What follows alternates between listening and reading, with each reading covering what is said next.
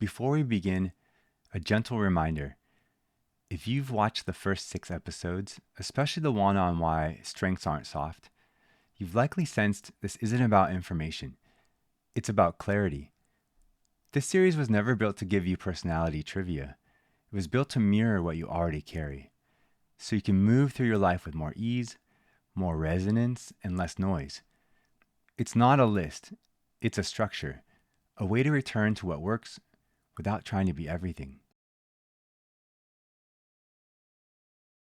Across this series, we'll explore all 34 Clifton Strengths themes, but not in alphabetical order.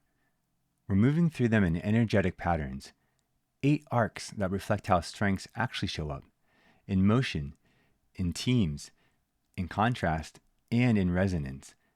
Each arc holds one strength from each domain: executing, influencing, relationship building, and strategic thinking. This isn't just a method, it's a mirror. Don Clifton, the founder of this strengths-based approach, said it best. You cannot be anything you want to be, but you can be a lot more of who you already are. That's the invitation. When you invest in your strengths, you're not just making a good decision for this role, or this week, or this season of life. You're making a lifelong investment in energy alignment, in effectiveness, in how you move through the world. And here's the twist. You don't see your strengths clearly by staring harder at yourself. You see them by understanding others.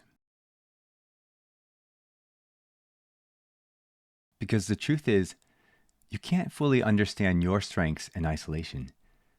You understand them through contrast, through recognition, through how your rhythm plays alongside someone else's. Think of it like this. When you begin to see how someone else's energy works, a strength that's not yours, something clicks. You suddenly see your own more clearly. By seeing where you're not, you begin to remember where you are. It's a bit like what Michelangelo said of sculpting. I saw the angel in the marble and carved until I set him free. But he didn't do it alone. He had assistants, architects, patrons, a system that cleared the noise so he could focus on the form. That's what a strength-based system does. It helps remove distractions, expectations, and false comparisons so you can begin to see the sculpture underneath. Not just in yourself, but in the people around you. That's why we've grouped the strengths into 8 energetic arcs. Not to simplify them, but to show you the real system they move within. These 8 arcs reflect recognizable patterns of energy, ways of being that show up in families, teams, and creative work. They teach you how to stop comparing and start coordinating. They remind you that you don't need to be everything because someone else already is. Before we show you the 8 arcs we'll be using for this series, let's take a moment to appreciate how most people first meet the 34 Clifton strengths. Usually, the strengths are grouped into 4 domains: executing, strengths that make things happen; influencing, strengths that move people to act; relationship building, strengths that connect and sustain; strategic thinking, strengths that process, imagine, and solve. This model is foundational. It's given countless individuals and teams a clear starting point for understanding how strengths show up in contribution. But for many people, it also becomes the end of discovery, not the beginning. It doesn't always reveal how strengths interact, and it doesn't reflect rhythm, and it doesn't help you understand how your strength lives in motion. Sometimes the strengths are shown in alphabetical order. Useful for reference, but again, no energy, no context, and no story. So instead of presenting the 34 strengths like a spreadsheet, we're inviting you to experience them as a living system, grouped not just by category, but by energy. This structure doesn't replace Gallup's 4 domains. It builds on them. Each arc includes one strength from executing, influencing, relationship building, and strategic thinking, woven together by shared energy and rhythm. It's a complement to the original model, not a rewrite. Here's the map we'll be using across this series.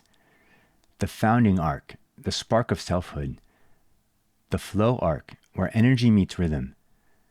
The structure arc, the arc of orchestration. The horizon arc, vision as a compass. The insight arc, the flame within. The resilience arc, what endures under pressure. The systems arc, navigating complexity together. The completion arc, integration and radiance. Each arc brings together one strength from each domain, so you can begin to see how your strengths interact, not just what they are.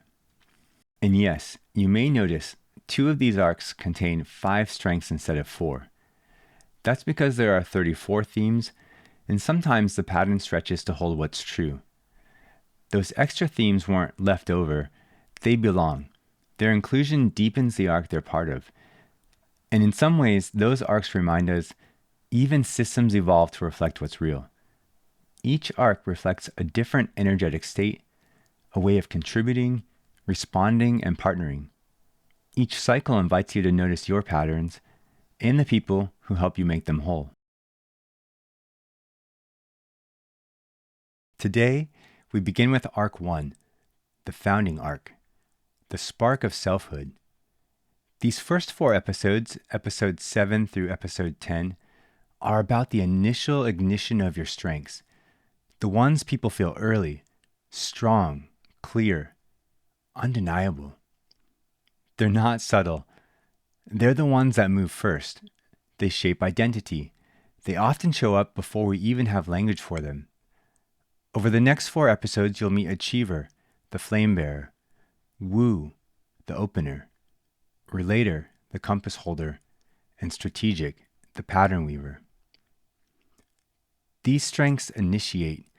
They start fires, build bridges, open doors, and find the fastest path through complexity. They're the trailhead of the journey.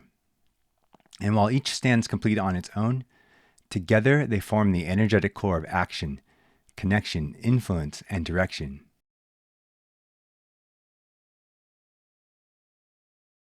From a neuroscience perspective, when you organize input by rhythm and meaning, the brain begins to relax. Cognitive load drops, insight sharpens. From a systems perspective, what looks like a list is actually a living map. And from the soul's perspective, pattern is how we remember what we already are. So this isn't just information. It's a structure for self-return.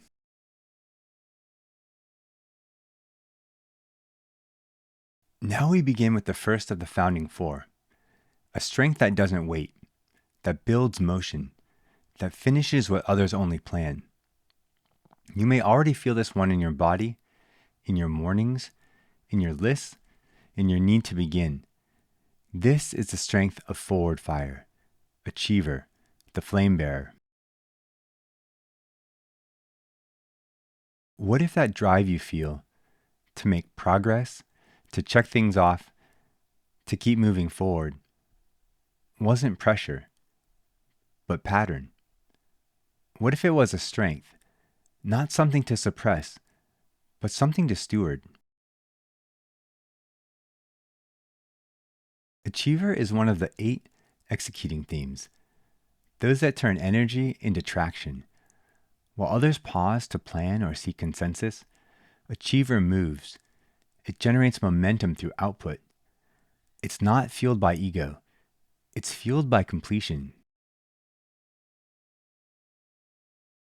But here's what can make this strength difficult to carry.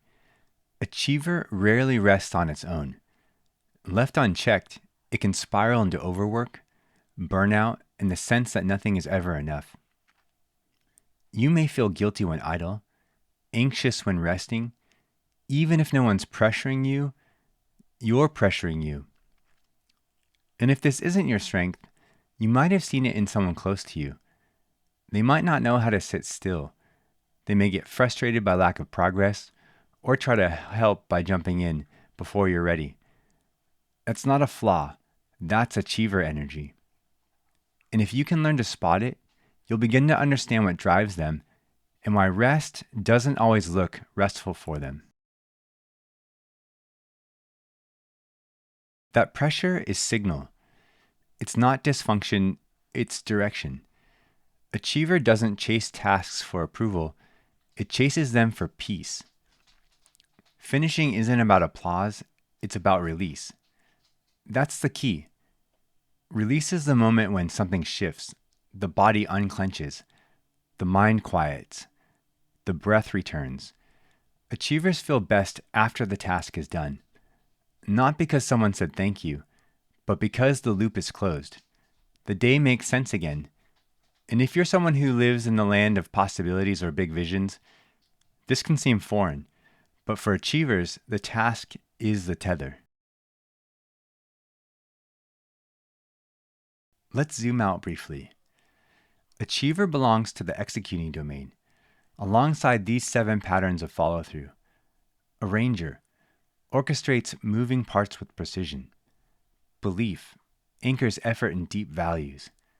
Consistency brings fairness and repeatability. Deliberative anticipates risk before taking action. Discipline seeks routine, structure, and efficiency. Focus filters distractions and keeps long goals clear. Responsibility takes ownership and follows through. Each of these themes carries its own tempo. Where discipline brings structure, achiever brings stamina. Where responsibility holds promise, achiever seeks progress. Focus filters, but achiever finishes. It's not about what to do next, it's about doing next. Achiever doesn't need the map finalized to move, it needs the satisfaction of motion. Each executing theme answers one core question: how do we move things forward? Achiever's answer is simple: by beginning, and beginning again, and again, and again. You may recognize this pattern in someone you work with. They don't stall, they start. They often carry more than their share, because to them, starting is stability. If you carry this strength, you may have spent years wondering, why can't I slow down? Why do I feel guilty when I'm not producing something? But here's the truth. You don't need to slow down. You just need to aim. You need permission to move. This isn't restlessness, it's rhythm. And if you don't carry this strength, give it space when you see it. Let achievers build momentum in their way. And they'll often pull the whole group forward without asking for credit. As you move through your week, consider how this strength may show up outside of work. As a parent, do you create morning systems that bring calm to the house? As a friend, do you quietly plan trips, coordinate details, or check in without needing a prompt? As a partner, do you handle the small things because progress gives you peace? You don't need to use Achiever everywhere, but it might be worth noticing where it already shows up effortlessly. If this episode lit something in you, subscribe. If it reminded you of someone who gets things done, share it with them.